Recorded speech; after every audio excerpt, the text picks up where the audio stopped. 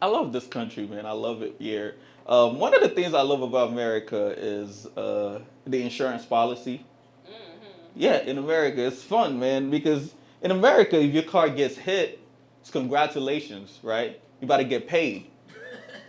Yeah, like I know homies who would get into accidents on purpose just to get paid, especially when you're not at fault. Like, my homies would, like, fucking swerve on I-95, get hit, and just hold their neck like a motherfucker, like, yo, what's wrong with your neck? On a scale of 1 to 10, how bad does it hurt? It was like 2,000, motherfucker, pay up. Like,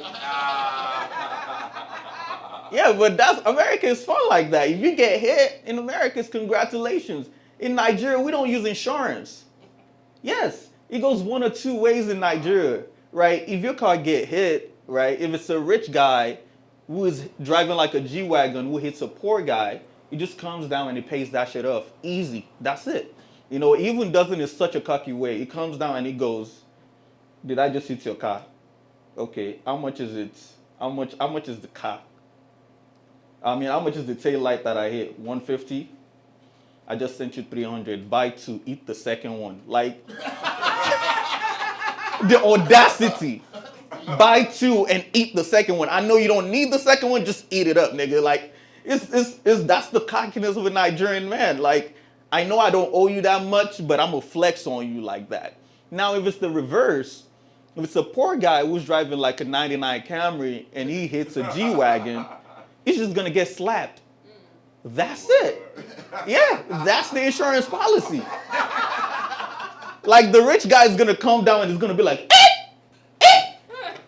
did you just hit my car? Have you ever bought a car this expensive in your family? You know what? Come here, come here. Bah, bah. That's it. Paid. So as a poor man in Nigeria, your face is your insurance policy. People in America use Allstate, but people in Nigeria use All Face. You know what I'm saying? And in both cases, you're both in good hands. Yeah, bro. Like, on a random Thursday, if you just see a random Thursday and you see a grown-ass man on a random Thursday with a red eye in Nigeria, he didn't smoke weed. He just cashed in his all-face insurance,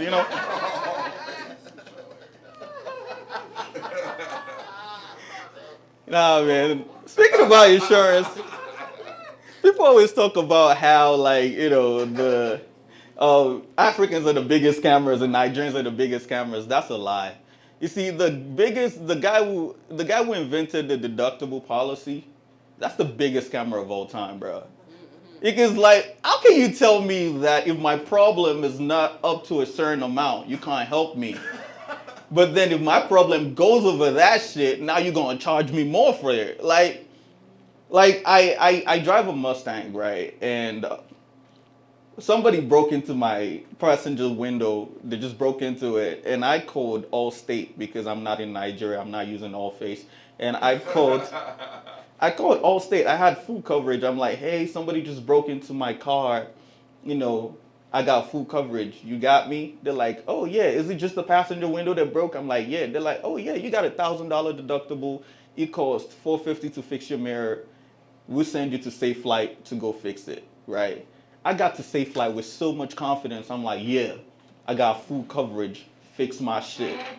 And they're like, okay, sir, your total is $450. I'm like, yeah, but I got $1,000 deductible.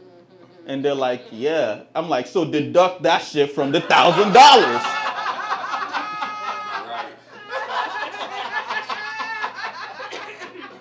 And then they're telling me, no, sir, if your problem is $1,000, then we're gonna cover it.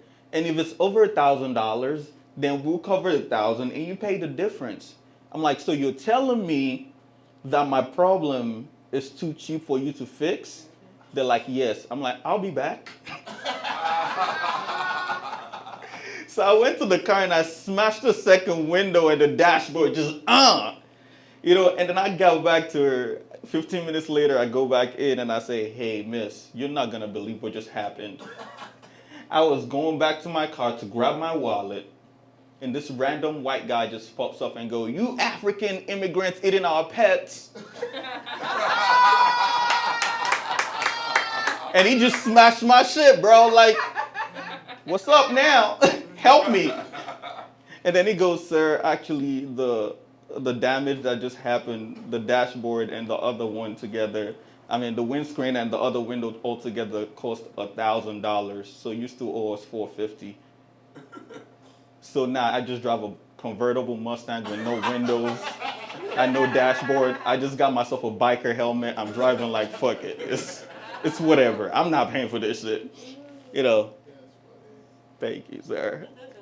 You know, but I was speaking to a fellow comic. I fixed it now. I got it fixed, you know, because it got cold. You couldn't do it for too long.